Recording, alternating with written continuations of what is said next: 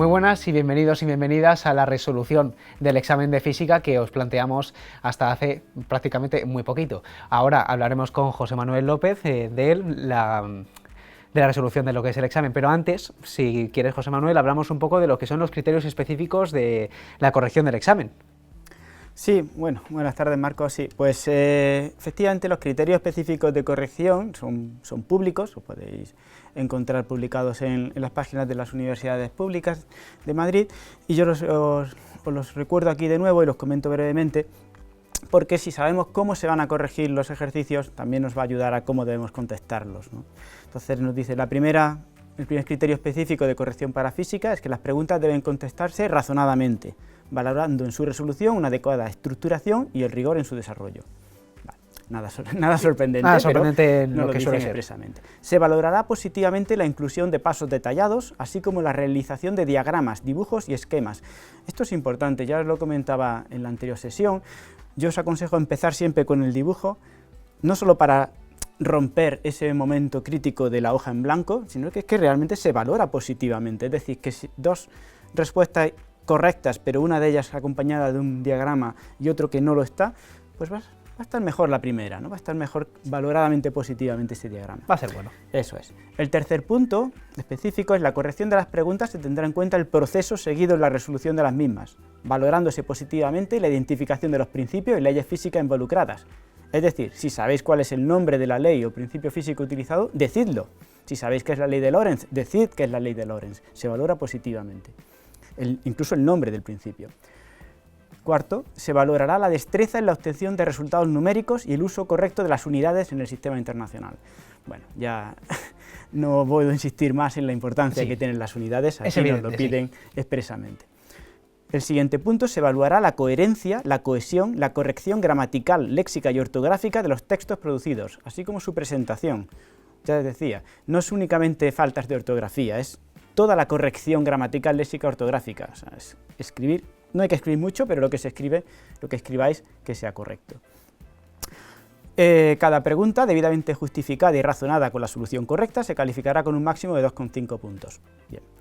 Y en las preguntas que consten de varios apartados, la calificación máxima será la indicada en cada uno de ellos, desglosada en múltiplos de 0,25. Fijaos que no indice que tengan que valer todos lo mismo. Eso es. Sí. Entonces, en resumidas cuentas, haced un examen limpio. Ya os lo mencionamos en la sesión de cuando os lanzamos el reto. Ser limpios en el examen, va a ser eso muy importante.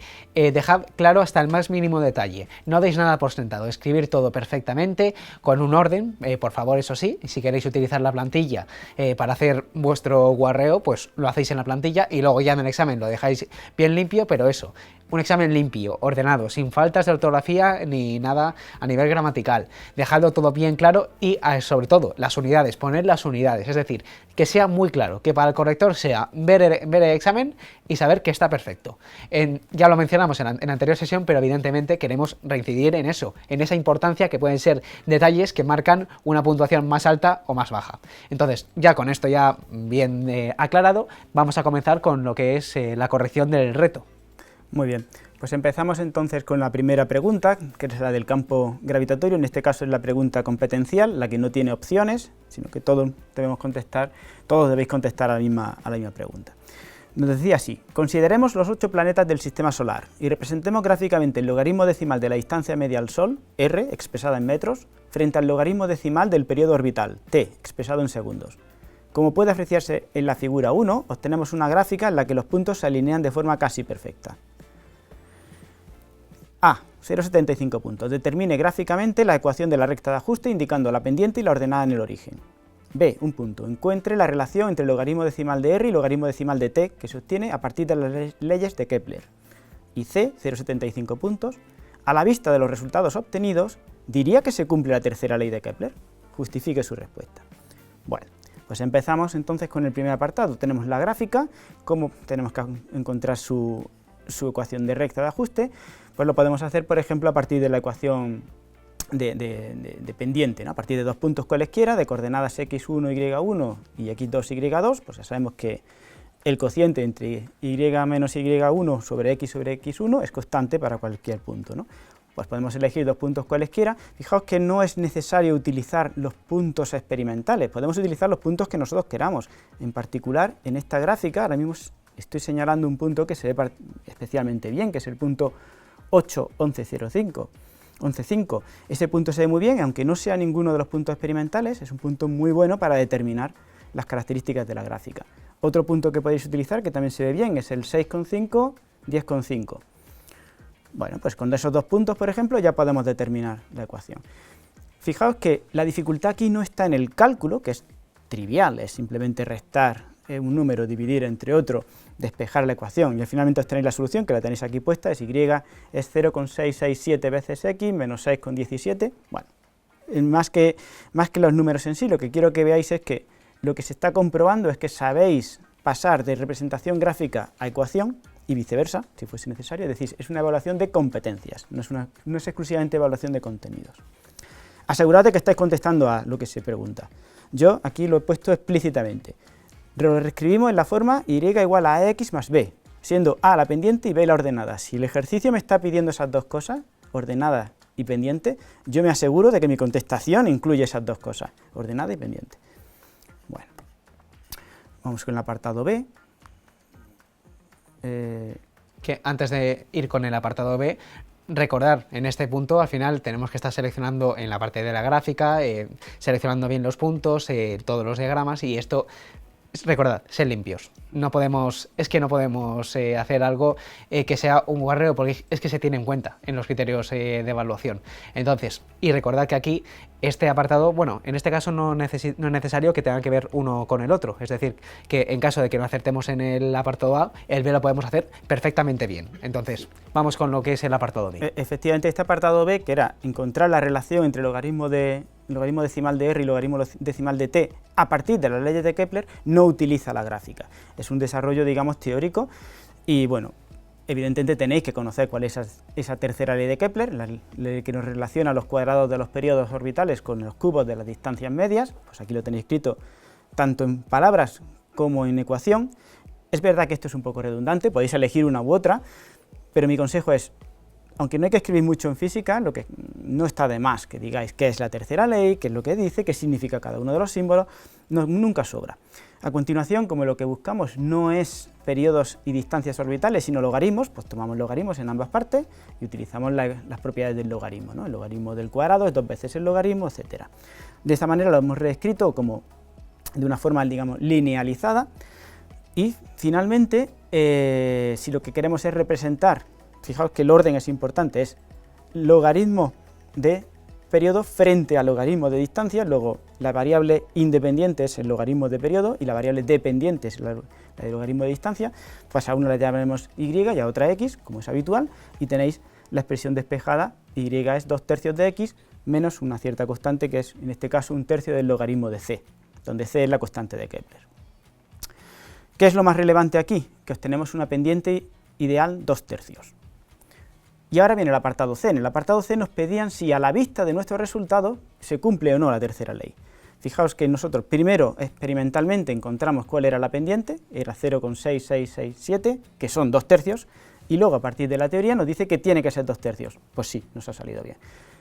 Aquí la respuesta es simplemente una pequeña frase dejando claro que sí, que efectivamente de vuestros cálculos hay una concordancia entre valores medidos y se obtiene una relación lineal tal y como se predice la tercera ley de Kepler, ¿no?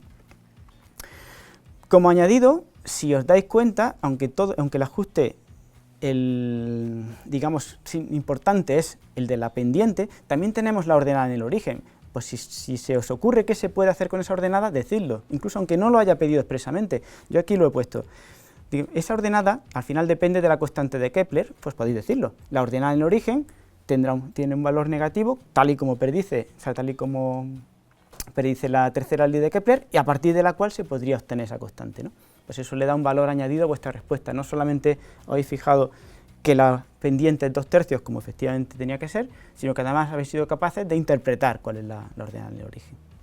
el hecho de dar pequeños detalles al final relacionados con lo que es el ejercicio siempre viene bien, dejar claro qué método estáis utilizando, y también importante recordar que en este caso el apartado B con el C tiene correlación, pero con el A no. Es decir, en caso de que no tengáis el día, de que el apartado A no lo tengáis bien, sí que el B y el C sí lo podéis hacer bien. Esos sí tienen relación, evidentemente, pero sí que es algo a tener en cuenta que os puede venir bien para seguir con el resto del examen.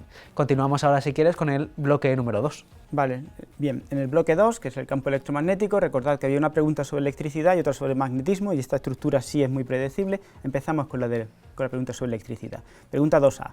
3 cargas puntuales, Q1 de 1 microculombio, Q2 de -2 microculombios y Q3 de 3 microculombios se encuentran alineadas de tal forma que la segunda está situada en el centro del segmento que une las otras dos. Si la separación entre dos cargas consecutivas es de 0,5 metros, determine A. 1,25 puntos. La energía potencial electrostática de cada carga debida a las otras dos. Y B. 1,25 puntos también. La energía potencial electrostática total del sistema. Son dos cuestiones independientes, aunque ambas son sobre energía potencial electrostática, pero se pueden resolver de forma independiente. Fijaos que aquí no hay ningún dibujo, yo empezaría haciendo el dibujo, y lo tenéis, aunque sea muy sencillo, aunque sean simplemente 3 cargas separadas por esas distancias que nos indican. Nos sirve para nombrar a las distintas variables que aparecen en los distintos parámetros. Pues en este caso, si nos vienen dados los nombres Q1, Q2 y Q3, vamos a necesitar las distancias R12, R23 y R13 entre cada una de ellas. Pues podéis indicarlo en el esquema, como he hecho yo aquí, un esquema muy sencillito, pero en el que todas las variables que aparecen en el problema están representadas. Y a partir de ahí, si pues, nos piden la energía potencial electrostática, sabemos que es aditiva, principio de superposición, es carga por potencial, pues lo indicamos, es el potencial creado por dos cargas por el valor de la tercera carga. Pues calculamos cada una de ellas a partir de la expresión de Coulomb, aquí tenéis la expresión, pues la carga, por ejemplo, la energía de la carga tercera será la debida a la contribución de la 1 y la contribución de la 2. Para la 1 será Q3 por el potencial que crea V1 y para la 2 será Q3 por el potencial de la V2. Ponéis la expresión de la ley de Coulomb de cada uno y después sustituimos los valores numéricos. Y esto aprovecho para daros otro consejo. No sustituyáis los valores numéricos desde el principio. Indicad primero la expresión, digamos, teórica o la ecuación correspondiente o la ley física y después sustituir los valores, porque si ponéis directamente resultados numéricos y son incorrectos por algún motivo, por una mala destreza con la calculadora, con un mal día, con una confusión entre el 3 y el 7 o en el punto decimal donde no corresponda, al final tenéis resultados incorrectos que parece que no salen de ningún sitio. En cambio, si primero mostráis la expresión y después sustituís los valores, el corrector va a poder determinar hasta dónde sabíais hacerlo bien y dónde ha sido el error. Y dice, vale, ha sido un error numérico, pero sí se conoce la ley, no es igual de grave, ¿no? Bien, pues aquí tenéis la sustitución numérica. Fijaos que aparece la constante de Coulomb. La constante de Coulomb era el dato que apareció en el enunciado. Cuando aparece un dato en el enunciado, generalmente hay que usarlo. Y tenemos los distintos valores. Pues para la energía 1,3, 27 milijulios. Para la 2,3, menos 108 milijulios. Sumándolas ambas, pues tenéis que la energía de la partícula 3 es menos 81 milijulios. Y de forma análoga calculamos también la interacción 1,2, menos 36 milijulios en este caso, y las correspondientes energías de extracción para el U1, que será el 1,2 y el 1,3, para un total de menos 9 milijulios, y el U2, que corresponde al 1,2 y al 2,3, para un total de menos 144 milijulios. Son muchos valores numéricos, es fácil que alguno esté mal en algún momento, pero si está bien explicado, si está bien detallado, no va a tener tanto peso, o sea, podéis tener una puntuación bastante alta, incluso aunque algún resultado sea incorrecto, ¿no? Y además tener en cuenta muy bien estos tips, estos consejos que os da José Manuel, porque son muy importantes. Al final, si mostráis esos pequeños detalles, el corrector lo va a tener en cuenta. Y sobre todo, repasarlo bien. Tenéis tiempo de sobra para hacer el examen, entonces podéis repasar muy bien, porque aquí hay muchos números y es muy fácil equivocarse en cualquier momento. Entonces, tenerlo eso en cuenta y sobre todo poner las unidades. Sé que somos un poco pesados con eso, pero hay que poner las unidades. Es algo totalmente necesario. Entonces... Sí. Bueno, faltaba el apartado B, sí, el apartado de la energía total del sistema, que es, en este caso, tenéis que tener cuidado de no sumar la misma pareja dos veces. Ese es un error bastante frecuente cuando se tiene una distribución discreta de cargas. Muchas veces se suman todas las parejas de interacciones, solo hay que sumarlas una vez, es decir, que es U1,2 más U1,3 más 1 más U2,3. pero no es la suma de la U1, U2 y U3 que hemos calculado en el apartado A. De hecho, es la mitad de esa suma. Bueno, yo aquí he puesto la solución numérica y esa nota de cuidado que no es la suma, porque es el tipo de, bueno, es un error bastante común para este tipo de cálculos de energía. Bien, vamos ahora con la pregunta 2b, que es la de magnetismo. Dice así: un deuterón, una partícula formada por un neutrón y un protón, entra en una región afectada por un campo magnético uniforme, B, igual a 2 por 10 elevado a menos 2 Tesla, con una velocidad de 10 elevado a 6 metros por segundo, en dirección perpendicular al campo. A, 1,5 puntos. Determina el radio del movimiento circular resultante, indicando claramente cuál es el sentido de giro. Y B, 1 punto. ¿Qué trabajo realiza el campo magnético sobre el deuterón cuando éste recorre un cuarto de vuelta? ¿Y si recorre una vuelta completa? Justifique su respuesta. Tenéis también como dato la masa del deuterón y la carga del protón. Como nos dicen que el deuterón tiene neutrón y protón, la carga del protón evidentemente también es la carga del deuterón, ¿no? Bueno, pues para la solución del apartado A, desde luego yo empiezo, como os he recomendado anteriormente, con el dibujo. Tenéis aquí una representación plana de ese problema tridimensional en el que el campo magnético entra en la figura, por eso los símbolos de X. Tenéis la partícula cargada, el deuterón, con su velocidad inicial, con su fuerza magnética dada por la ley de Lorentz. Yo lo digo explícitamente, la fuerza viene dada por la ley de Lorentz, y digo cuál es esa fuerza. Si sabéis el nombre de la ley, decidlo. Determinamos claramente cuál es el sentido de giro, pues aquí tenéis la regla de la mano derecha, decidlo, decid que estáis aplicando la regla de la mano derecha para determinar el sentido de la fuerza, que en este caso fuerza centrípeta, y la fuerza que nos dice, por tanto, el sentido de giro. Aquí tenemos un sentido contrario a las agujas del reloj, concretamente.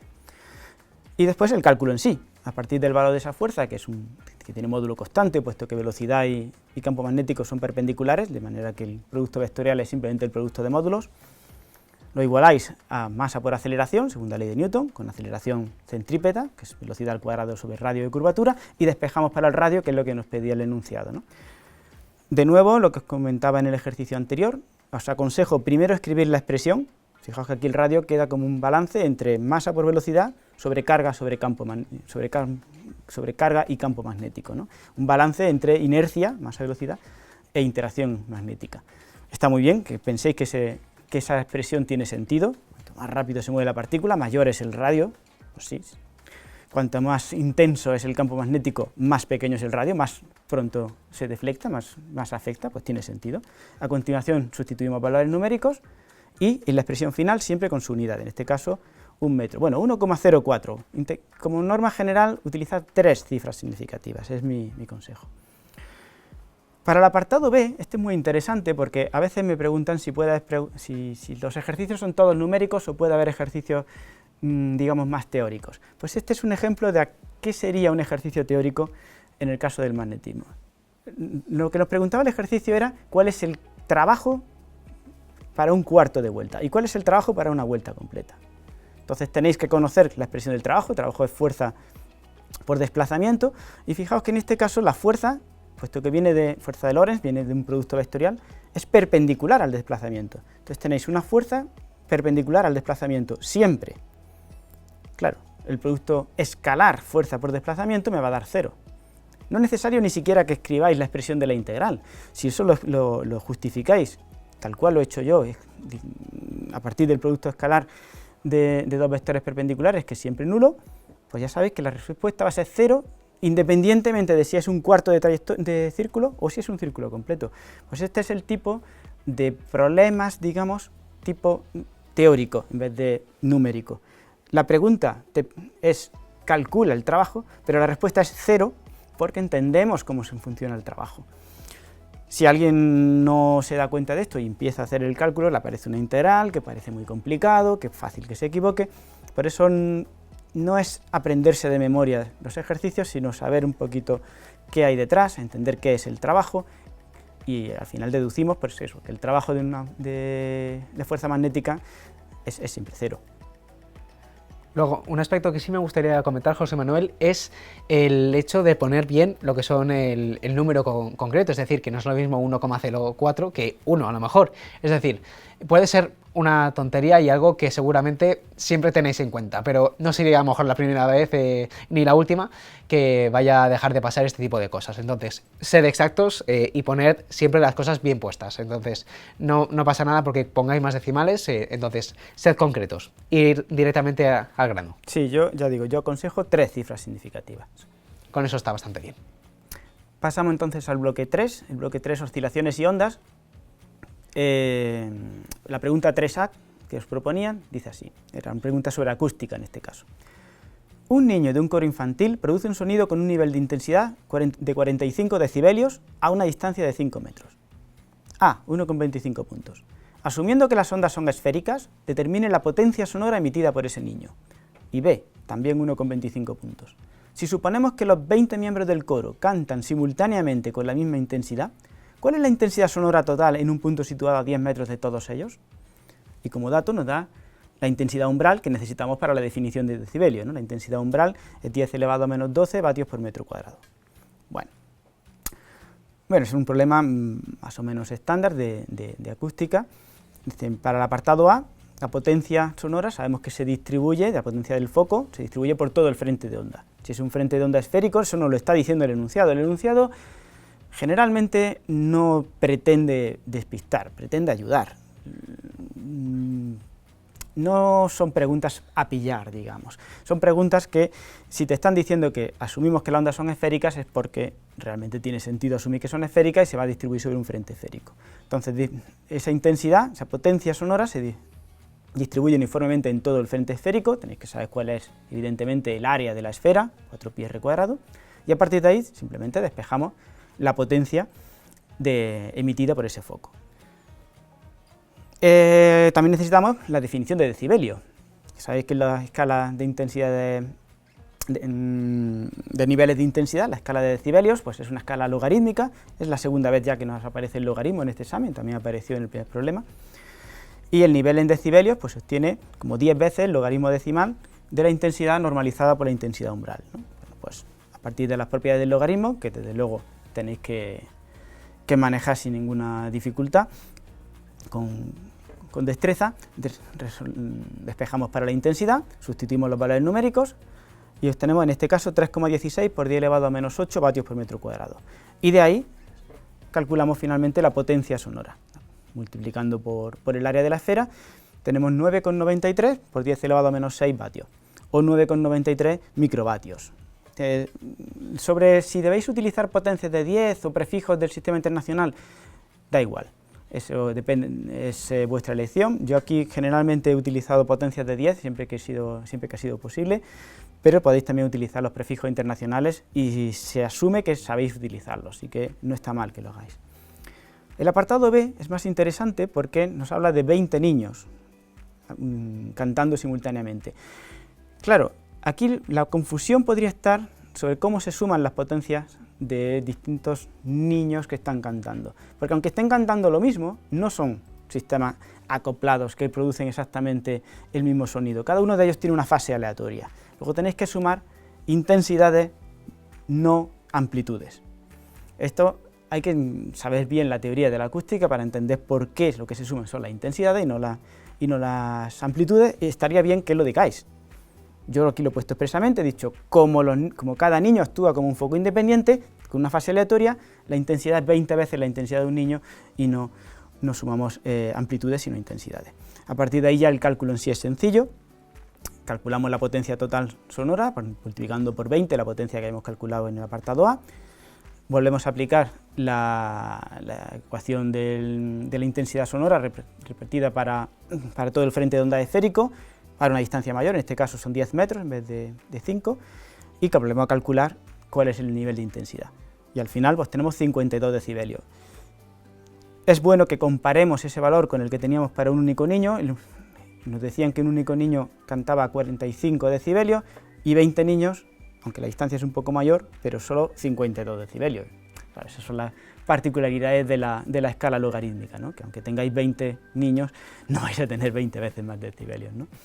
lógicamente, tener en cuenta eso, leed bien los enunciados. Esos enunciados no está para liaros, está para ayudaros. Entonces, leedlo muy bien porque a veces podemos confundirlos, como ha explicado José Manuel, que al final esos 20 niños cantando lo puedes entender de una manera o de otra. Entonces, leedlo bien, aplicar esos principios que son lógicos y ahí ya podéis hacer el ejercicio con mucha mayor facilidad. Entonces ahora ya terminamos con el último bloque. Bueno, nos falta la segunda pregunta del bloque de oscilaciones y ondas, que en este caso es sobre óptica geométrica. Es la pregunta 3b. Dice, una persona se sitúa a 30 centímetros de un espejo cóncavo de baño, de forma que observa su reflejo derecho y ampliado 1,5 veces. Ampliado 1,5 veces, quiero decir. Tiene 3 apartados esta pregunta. A, 0,5 puntos. Realiza un esquema de rayos del problema. B, un punto. Encuentra el punto focal del espejo. Y C, también un punto. ¿Cómo sería la imagen? ¿Real o virtual? ¿Derecha o invertida? ¿Ampliada o reducida? Si el espejo fuese convexo en lugar de cóncavo, pero manteniendo el resto de características, manteniendo la posición del objeto y manteniendo la curvatura absoluta del espejo. Justifique su respuesta. Bueno, he querido preguntar expresamente en esta ocasión el esquema de rayos, porque aunque se suele aconsejar hacer un esquema de rayos en todos los problemas de óptica geométrica, incluso aunque no os lo pidan, yo siempre os aconsejaría que lo hagáis, quería que vieseis que es que puede ocurrir que tenga una puntuación asociada al esquema en sí. Entonces, el esquema de rayos, si vais a hacer una pregunta de óptica geométrica, hacedlo siempre y hacedlo bien. No estaría de más que tengáis una pequeña regla para marcar esos rayos característicos. Con 2 rayos es suficiente, no es necesario marcar más. Si queréis marcar 3, vale, yo solamente he puesto 2, con 2 rayos es suficiente. Y bueno, para un espejo, pues aquí tenéis el esquema para un espejo cóncavo, que es lo que nos pide el enunciado. Como objeto usamos una flecha, que es el objeto estándar, y marcamos los puntos del foco y del centro del espejo. De los 2 rayos, generalmente para un espejo se suele utilizar el rayo que pasa por el centro, que por las características de los espejos esféricos, es un rayo que se refleja proyectado desde el centro, vuelve a reflejarse al centro, en la misma recta. Pues aquí lo tenéis en línea verde, tanto la parte, digamos, real del rayo, la que aparece al lado izquierdo del espejo, como la parte virtual del rayo, su prolongación al otro lado del espejo, que la tenemos en línea discontinua. Esa es la forma estándar de un esquema de rayos. Os decía que se suelen representar 2, uno es el que pasa por el centro, el otro es el que pasa por el foco. Los rayos que llegan paralelos se reflejan al foco. Pues aquí tenéis en color rojo un rayo que llega paralelo al espejo, paralelo al eje principal del sistema óptico, y su reflexión, incluyendo su prolongación virtual, pasa por el foco. Donde se cruzan los 2 rayos, en este caso sus prolongaciones virtuales, es donde tenemos la imagen. El uso de colores puede ayudar. Es quizá el único, la parte de óptica geométrica es quizá el único sitio en física donde utilizar un par de colores puede ayudar. Tener un par de colores, aunque sean bolígrafo verde y bolígrafo azul y negro, el rojo no suele gustarle a los correctores que lo utilicéis, así que mejor no, porque podría confundirse. Yo aquí sí he puesto un rayo rojo, pero es verdad que no deberíais usarlo vosotros. Pero bueno, usar 2 colores sí también puede ayudar a que se vean mejor esos 2 rayos, ¿no? Vale. Para el segundo apartado, que es calcular el radio de curvatura del espejo, bueno, pues tenéis que conocer la ecuación de los espejos, evidentemente. Tenéis que saberosla, aquí no hay ningún otro atajo, sabemos que... No hay misterio. Efectivamente. Pues el recíproco de la distancia a objeto más el recíproco de la distancia a imagen es igual al recíproco de la focal, y a su vez la focal es la mitad del radio de curvatura del espejo. Bueno, pues eso hay que sabérselo. Si esto no lo sabéis, pues por favor no elijáis esta pregunta. Así que bien, despejamos de ahí la distancia a objeto, simplemente sustituyendo los valores. Nos han dicho cuál era el aumento lateral, nos decían que era 1,5 veces, pues aquí tenemos el uso del aumento. El aumento se puede calcular a partir del cociente entre tamaños de imagen y de objeto, pero también a partir del cociente entre distancias de objeto y de imagen, imagen sobre objeto, de manera que ahí podéis calcular cuál es la posición de la imagen. En este caso aparece a 45 centímetros, es decir, es una imagen virtual, está al otro lado del espejo. Y finalmente el radio de curvatura a partir del el doble de la distancia focal. Bueno, tenemos un radio de curvatura de menos 180 centímetros. Antes de resolver el apartado C, me quiero detener un momento en el resultado, porque algo que debéis hacer es comprobar que vuestro resultado numérico es consistente con vuestro esquema de rayos. Aquí se puede hacer, cuando digo consistente, no podemos saber si va a ser menos 180 o va a ser menos 150, pero sí podemos saber que tiene que ser negativo. Si era un espejo cóncavo, su centro tiene que estar a la derecha, no puede ser que tenga un radio positivo, tiene que tener un radio negativo necesariamente con el convenio de signos de Gauss, que es el que se utiliza habitualmente, ¿no? Pues efectivamente tenemos menos 180. También tenemos que tener una distancia a objeto que sea positiva, porque es la imagen virtual. Pues sí, teníamos más 45.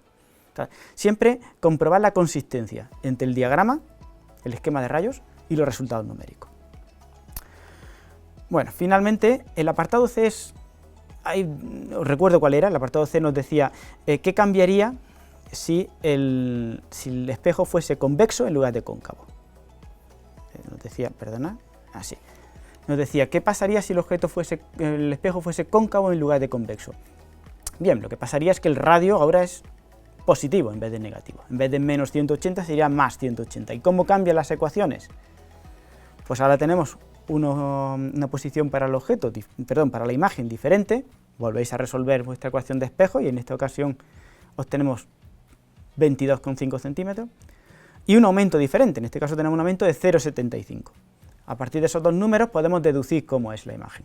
La imagen es virtual, porque tenéis una distancia de imagen positiva, es derecha, porque tenéis un aumento positivo, y es reducida, porque ese aumento es menor que 1.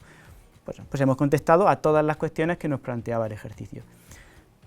¿Es necesario hacer un diagrama de rayos en esta ocasión? No, no es necesario. ¿Se podría hacer? Sí, se podría hacer, y puede ser buena idea hacerlo. Yo no lo he hecho porque no es necesario y ya habíamos trabajado los diagramas de rayos en el apartado A, ya hemos demostrado que sabemos trabajar los diagramas de rayos, pero bueno, podría hacerse también aquí, ¿no?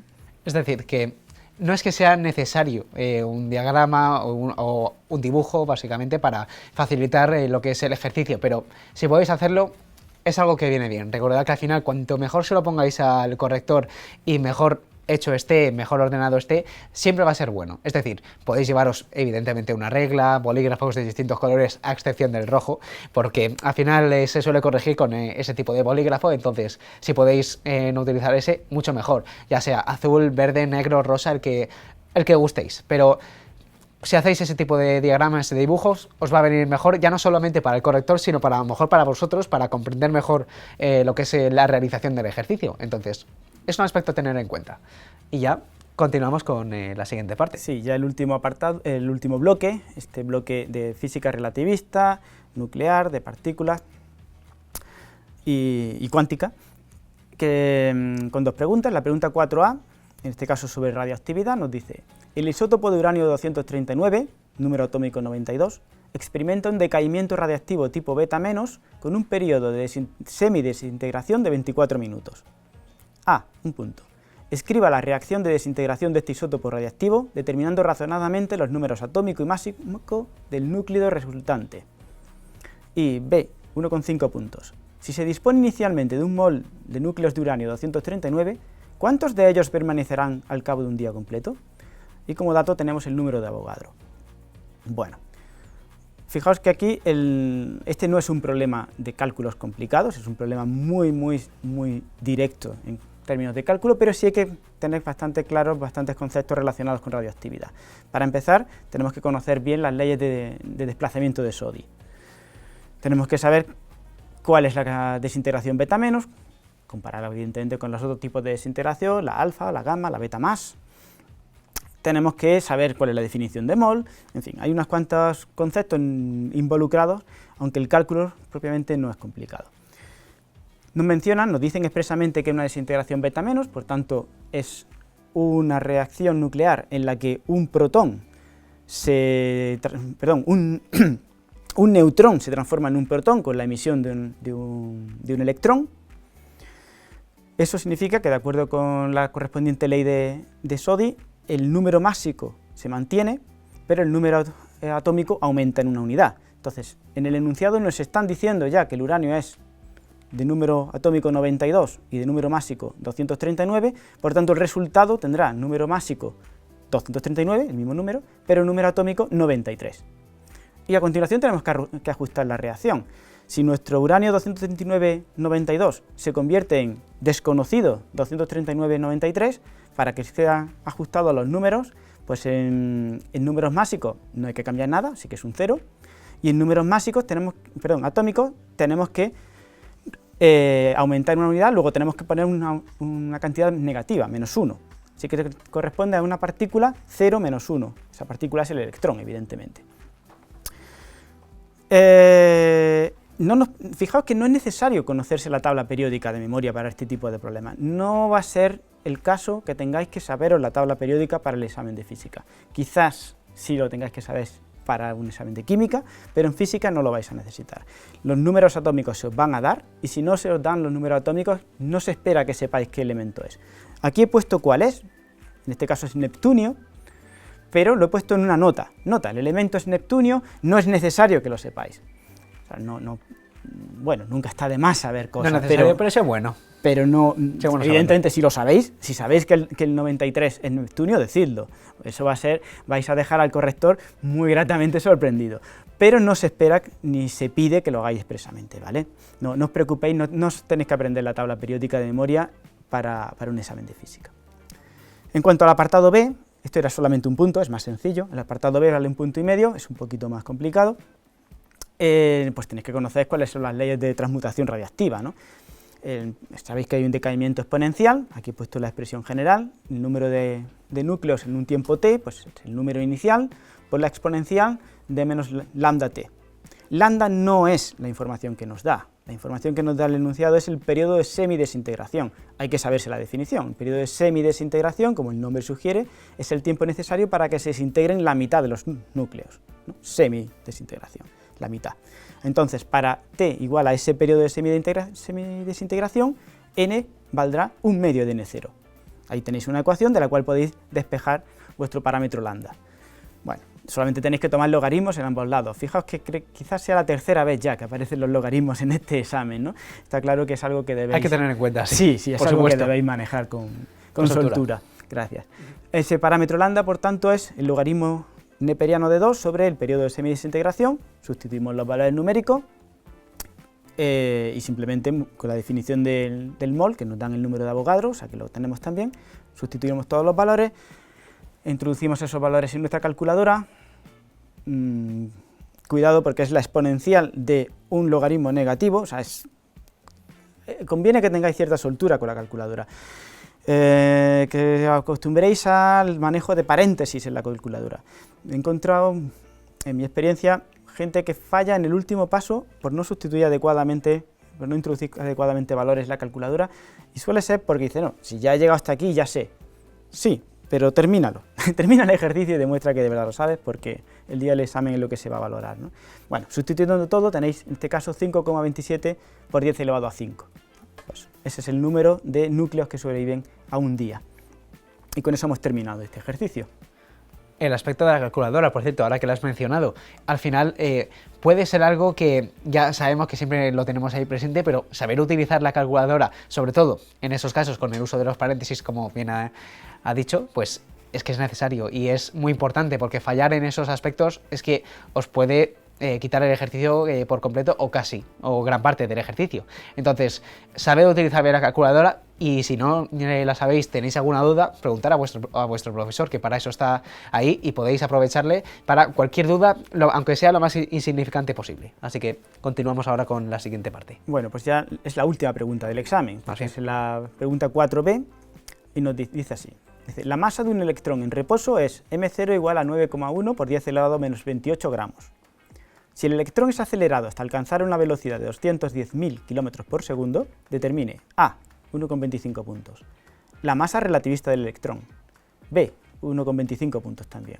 La energía cinética del electrón expresada en kiloelectronvoltios. Como datos tenemos la velocidad de la luz en el vacío y el valor absoluto de la carga del electrón. Bueno, el propio enunciado nos está diciendo masa relativista, con lo cual ya sabemos en qué bloque o en qué tema dentro del cuarto bloque correspondería este ejercicio. Y aquí no, bueno, este es un ejercicio muy sencillo y directo, si recordáis cuál es la expresión de transformación de masa relativista, y es un ejercicio en el que no vais a poder hacer nada si esa expresión no la recordáis. Pues sí, efectivamente hay veces que tenemos que depender de la memoria. En física yo suelo decirle a mis estudiantes que la memoria no es lo más relevante, que es más importante comprender los conceptos, la soltura matemática, pero es verdad que algo de memoria también se necesita, y en esta ocasión tenemos que recordar que la ecuación relativista de transformación de masa pues es la masa en reposo dividida entre la raíz cuadrada de ese factor beta, que es 1 menos la velocidad normalizada por la velocidad de la luz al cuadrado. Y si esa expresión no la recordamos, pues no vamos bien en el ejercicio. Pero a cambio, claro, si sí la recordamos, es tan sencillo como sustituir los valores numéricos que nos aparecen en el enunciado tal cual, y tenemos nuestro resultado final, 12,7 por 10 elevado a menos 28 gramos. Es una buena práctica utilizar las mismas unidades para la respuesta que para el enunciado. No os van a poner menos notas si no lo hacéis, pero es el tipo de cosas que demuestra que tenéis madera para la física, ¿no? Si os han dicho la masa en unidades de gramos, pues decir la masa en gramos y no en kilogramos en este caso. Y bueno, finalmente el apartado B, la energía cinética del electrón. Bueno, pues tenéis que saber que dentro de la teoría de relatividad especial tenéis una una energía total que tiene una contribución debida a la masa en reposo y otra contribución debida a la energía cinética. Bueno, pues en este caso nos pide la energía cinética, pues tendréis que calcular la energía total, restarle la masa en reposo, la correspondiente a la masa en reposo, y de ahí tenéis la energía cinética. Escribid la ecuación primero y después sustituir los valores, ¿no? En este caso, para la energía cinética yo he utilizado la letra T, que es la que se suele utilizar en este contexto.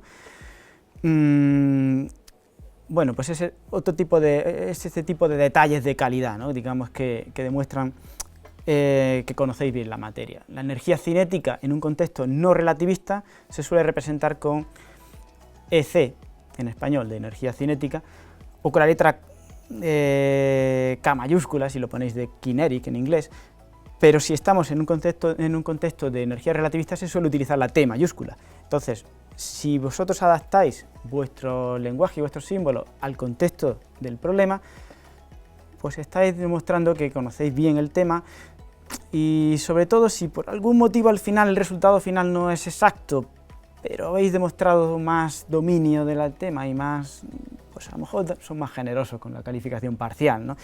La completa solo la vais a tener si está todo perfecto, sí, pero no os conforméis solo con el todo o nada, ¿no? Intentad pelear los medios puntos. Y bueno, de ahí sacáis cuál es esa energía cinética y finalmente la expresáis en kiloelectronvoltios, porque nos lo pedían expresamente en el enunciado, nos decían expresada en kiloelectronvoltios. Pues dividís entre la carga del electrón, ahí lo tenéis en electronvoltios, y bueno, pues dividiendo también entre 1000, pues lo tendréis en kiloelectronvoltios, la respuesta final 205 kiloelectronvoltios. Y con eso habríamos terminado el examen, ¿no? Completo.